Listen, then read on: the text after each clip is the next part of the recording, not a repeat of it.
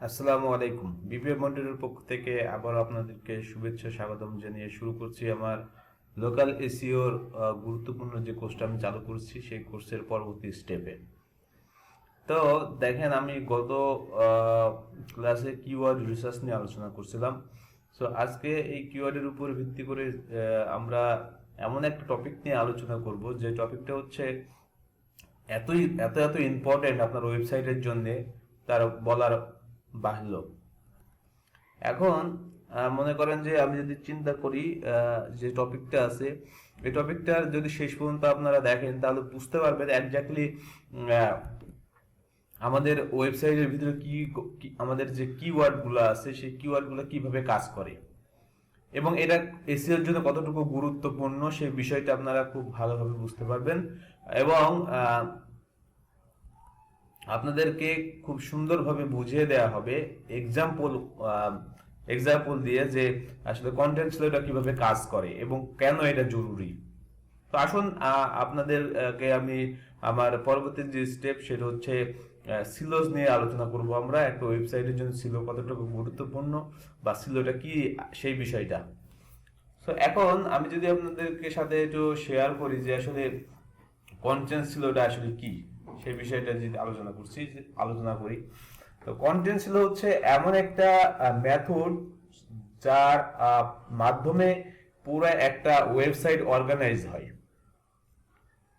অর্থাৎ অর্গানাইজ বলতে একটা ওয়েবসাইট শুধুমাত্র একটা কন্টেন্ট দিয়ে আসলে তৈরি হয় না বা একটা টপিক দিয়ে হয় না। এখন আমি যদি চিন্তা করি একটা ওয়েবসাইটকে কোন একটা নিশ চিন্তা করি, তাহলে ওই নিশ রিলেটেড আদার্স আমার যে কন্টেন্ট গুলো আছে একে অপরের সাথে পরিপূরক হওয়া চাই। সো একজন ভিজিটর যদি আপনার ওয়েবসাইটে ভিজিট করে তাহলে হচ্ছে শুধু ভিজিটরকে গুরুত্ব দিয়ে আমি যে কন্টেন্ট লিখবো এরকমটা, যে ভিজিটর আসলো, ভিজিটর দেখলো, ইনফরমেশন এরকম দেয়। তো এই বিষয়টা যেন গুগল সার্চ ইঞ্জিনের ক্ষেত্রেও খুবই গুরুত্বপূর্ণ ভূমিকা পালন করে। এই জন্য আমাদেরকে আসলে কন্টেন্ট সিলোটা জানা জরুরি।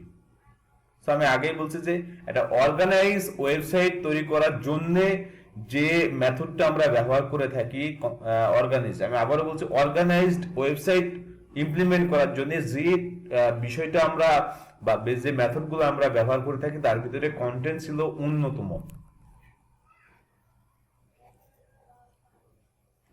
সো কি কন্টেন্ট সিলোটা কি সেই বিষয়টা যদি আমি একটু আপনাদের সাথে একটু শেয়ার করি। এখানে বলাই আছে, দেখেন যে কন্টেন্ট ছিল এই যে method of grouping related content together establish with website keyword based topical area themes. So আমি কিছুক্ষণ আগে যে বিষয়টা বললাম যে একটা অর্গানাইজ ওয়েবসাইট বা একটা এস্টাবলিশ ওয়েবসাইট তৈরি করার জন্য বা তার রিলেটেড যে টপিক এরিয়া আছে, যে কিওয়ার্ড গুলা ব্যবহার করি, সেই কিওয়ার্ড গুলার উপরে যদি কোনো একটা এস্টাবলিশ ওয়েবসাইট আমরা তৈরি করি তার একটা মেথড হচ্ছে কন্টেন্ট ছিল। সো আমি যদি এক্সাম্পল দিয়ে আপনাদেরকে বোঝাতে চাই তাহলে একটু এই নিচের দিকে আসি যে কন্টেন্ট সিলোটা আসলে কি। সাপোজ মনে করেন যে আমার একটা কিওয়ার্ড আছে, সেই কিওয়ার্ডের উপরে আমাকে ডিপেন্ড করতে হবে অন্যান্য আদার সাপোর্টিং কিওয়ার্ড গুলো কিভাবে হইতে পারে। যেমন একটা কিওয়ার্ড আমার আছে, আমি যদি এখানে একটু দেখাই আপনাদেরকে, একটা কিওয়ার্ড আমি সিলেক্ট করছি যে office table price in Bangladesh. এটা হচ্ছে আমার, আমি যদি চিন্তা করি যে এটা আমার যদি প্রাইমারি কিওয়ার্ড একটা কন্টেন্টের, তাহলে একে সাপোর্ট দেওয়ার জন্য আমাকে কোন কোন বিষয়গুলো গুরুত্ব সহকারে দেখতে হবে। একে সাপোর্ট দেওয়ার জন্য আমাদের একটা সেকেন্ডারি কিওয়ার্ড দরকার এবং তার জন্য কিছু সাপোর্টিং কিওয়ার্ড আমাদের দরকার, যে আমরা আমাদের যে ওয়েবসাইটের যে টার্গেটিং পেজটাকে বা পোস্টটাকে আমরা বুস্ট করতে চাই সার্চ ইঞ্জিনে বা হচ্ছে র্যাঙ্কে আনতে চাই, তো তাকে সাপোর্ট দেওয়ার জন্য তার এডিশনাল কিছু কিওয়ার্ড আমাদেরকে নির্বাচন করতে হয়। এই কিওয়ার্ড গুলো কিভাবে আসলে আমরা প্লেস করি আমাদের ওয়েবসাইটের ভিতরে বা আমাদের কন্টেন্টের ভিতরে, এটাই হচ্ছে আসলে কন্টেন্ট ছিল। সো আশা করছি আপনারা কন্টেন্ট ছিল সম্বন্ধে বুঝতে পারছেন। সো আমি যদি একটু চিন্তা করে দেখি বা আপনাদের সাথে একটু শেয়ার করি মোটামুটি একটু গুরুত্ব সহকারে। সো এখানে একটু চিন্তা করেন কন্টেন্ট ছিল আসলে কিরকম হইতে পারে। সাপোজ দেখেন কন্টেন্ট ছিল কি দেওয়া আছে, ইয়োগা স্টুডিও। এখন ইয়োগা স্টুডিও দিয়ে আমার অনেকগুলো কিওয়ার্ড কিন্তু আমি বের করতে পারি। যেমন ইয়োগা স্টুডিও এখান দিয়ে আছে new York, yoga studio Chicago, তাছাড়া ইয়োগা স্টুডিও দারাজ, তো এরকম হচ্ছে ইয়োগা ইনস্ট্রাক্টর যদি চিন্তা করি, বিভিন্ন মানুষের নাম দিয়ে যদি আমি কিওয়ার্ড নির্বাচন করি, সো এইভাবে আমি অনেকগুলো কিওয়ার্ড নির্বাচন করতে পারি। তো এর ভিতরে একটাকে আমি যদি চিন্তা করি যে এটা এটা হচ্ছে আমার মেইন কিওয়ার্ড, অর্থাৎ যেমন ইয়োগা স্টুডিওস, এটা যদি আমার কিওয়ার্ড হয়, তাহলে এই সাপোর্টিং কিওয়ার্ড কি কি হইতে পারে? ইয়োগা স্টুডেন্ট নিউ ইয়র্ক হইতে পারে আমার সাপোর্টিং কিওয়ার্ড। এবার একটু বিষয় একটু গুরুত্বপূর্ণ কথা বলি যে আসলে দেখেন আমার এই ওয়েবসাইটটা হচ্ছে কি, চিন্তা করে কোনো একটা টপিক বা কোনো একটা নিশের উপরে, সাপোজ ইয়োগা স্টুডিওস, তাহলে আমি যদি আমার ওয়েবসাইটে যদি একটা ব্লগ সাইট হয় তাহলে কি হবে? তো ব্লগ সাইটের ক্ষেত্রে আমার কিছু ক্যাটাগরি হইতে পারে, কারণ এক ব্লগ সাইট হচ্ছে মাল্টি নিশের উপরে হইতে পারে, আবার একটা সিঙ্গেল নিশের উপরে হইতে পারে। সো এটা যদি চিন্তা করি, স্টুডিও হইতে পারে, হইতে পারে হচ্ছে মনে করেন যে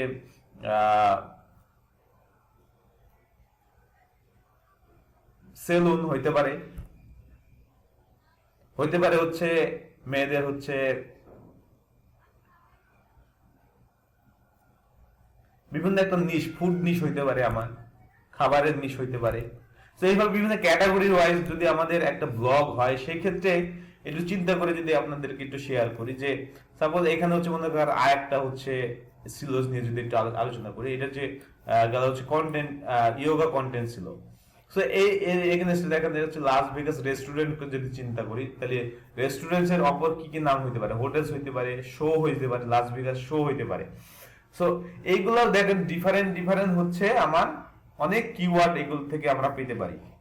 সো এই কিওয়ার্ডের উপর যদি আমি যদি লাস ভেগাস কোনো ইউজার বা বের যদি চিন্তা করে, কোনো ইউজার যদি চিন্তা করে বা ভিজিটর যদি চিন্তা করে লাস ভেগাস রেস্টুরেন্ট দিয়ে সার্চ করতেছে, তো এগেনস্টে কি হইতে পারে? লাস ভেগাস রেস্টুরেন্ট খুঁজলে কি লাস ভেগাসের লাস ভেগাসের যত শহর আছে সব ইনফরমেশন আপনাকে এসে দিয়ে দিবে।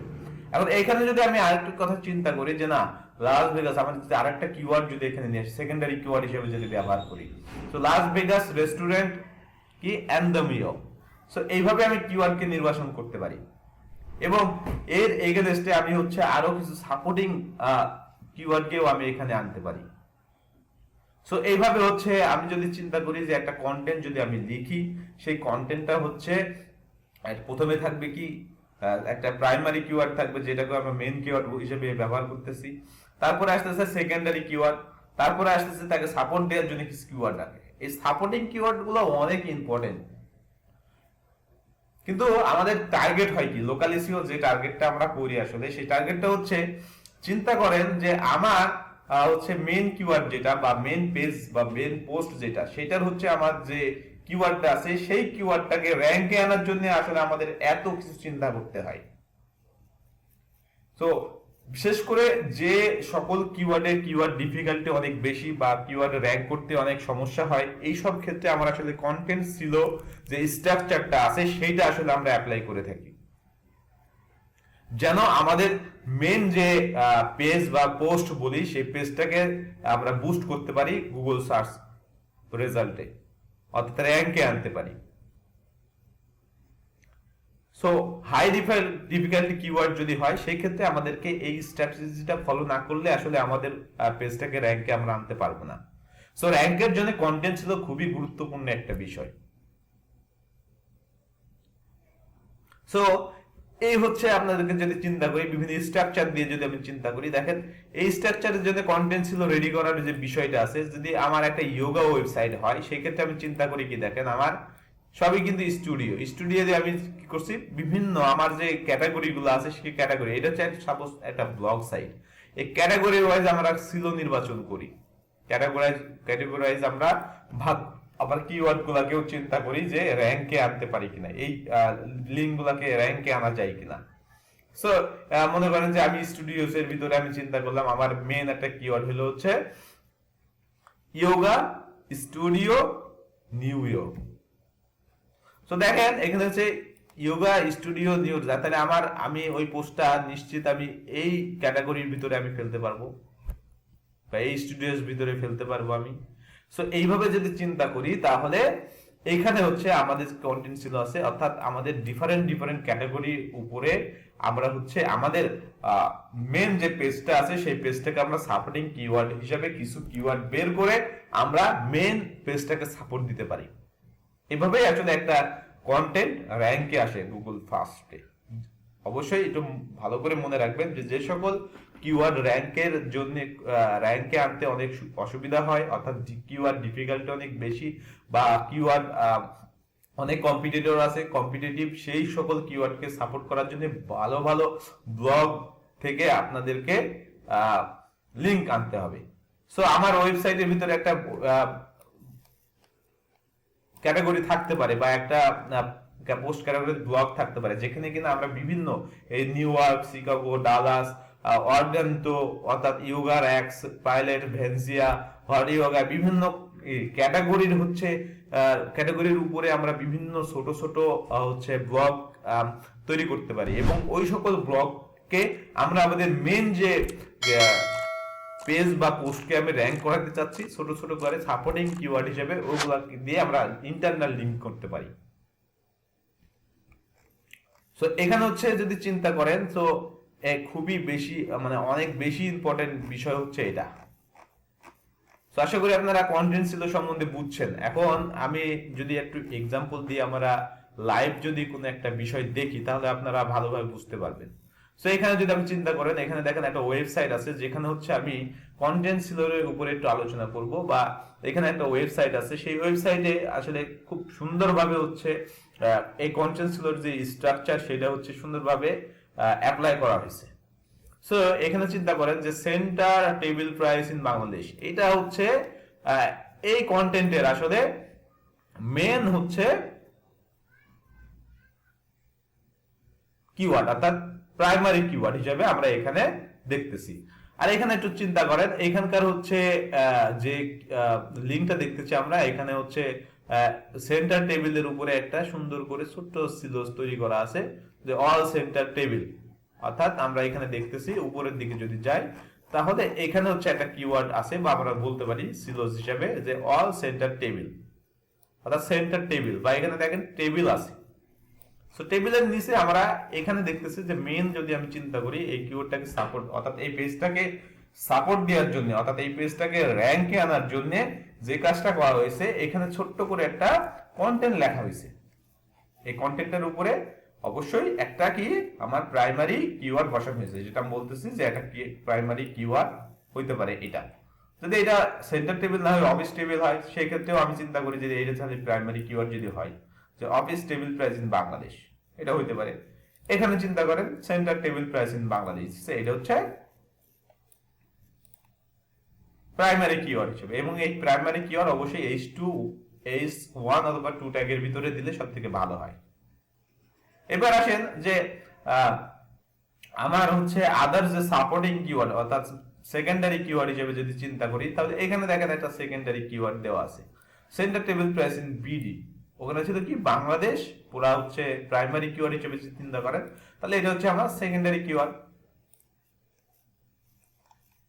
এরপর আসেন যে একে সাপোর্ট দেওয়ার জন্য অর্থাৎ এই পেজটাকে বা এই পোস্টটাকে সাপোর্ট দেওয়ার জন্য আমাদের আলাদা আলাদা দেখেন কিছু সাপোর্টিং কিওয়ার্ড এখানে ব্যবহার করা হয়েছে। এই যে দেখেন এখানে সেন্ট্রাল টেবিল, এখানে একটু খেয়াল করবেন এখানে এখানে আলাদা আলাদা ব্লগ বা আলাদা আলাদা যদি আমি চিন্তা করি একটু ক্লিক করে এগুলাকে আলাদা আলাদা পোস্ট বা প্রোডাক্ট এখানে দেখেন এখানে হচ্ছে লিংক করা হয়েছে। এগুলা হচ্ছে এই টেবিলেরই আর একটা ছোট ছোট পেজ আর কি বা পোস্ট, যে যারা কিনা আমাদের এই মেন পেজটাকে অর্থাৎ এই হাতিলের এই মেন পেজটাকে সাপোর্ট করতেছে বা সাপোর্টিং হিসাবে কাজ করতেছে এই লিঙ্কগুলা।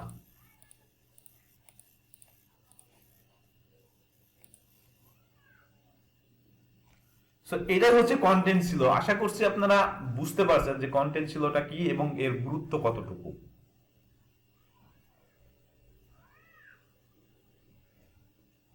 সো এই ছিল আমার হচ্ছে কন্টেন্ট ছিলর উপরে আমার আজকের আলোচনা। পরবর্তীতে আমরা অন্য একটা টপিক নিয়ে আলোচনা করব যেটা কিনা লোকাল ইস্যুর জন্য খুবই গুরুত্বপূর্ণ একটা বিষয়।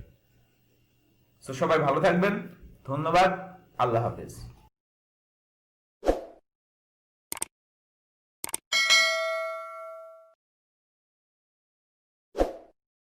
Thanks for watching the video.